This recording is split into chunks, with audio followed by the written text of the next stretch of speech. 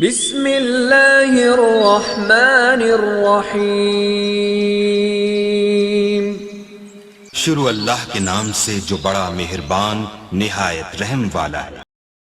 Teacher مسرور کیف 8ویں حدیث بیان فرما رہی ہیں، ملاحظہ فرمائیے۔ السلام علیکم ورحمۃ اللہ وبرکاتہ۔ اعوذ باللہ من الشیطان الرجیم، بسم اللہ الرحمن الرحیم۔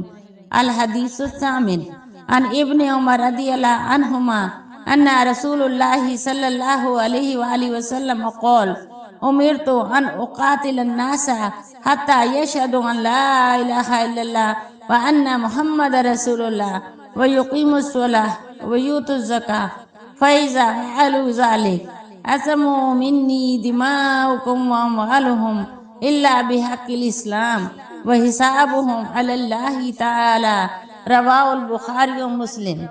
سیدنا ابن عمر رضی اللہ عنہما سے روایت ہے کہ ہمارے حضور پاک صلی اللہ علیہ وآلہ وسلم کو فرماتے ہوئے سنا۔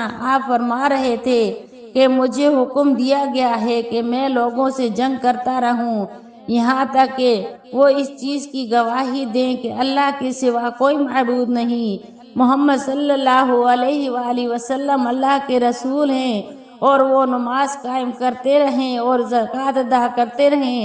پھر جب وہ یہ سب کام کر لیں تو مجھ سے اپنے مال و جان کی حفاظت کر لیں سوائے اسلامی حق کے، اور ان کا حساب اللہ تعالیٰ کے ذمے ہے، رواه البخاری و مسلم۔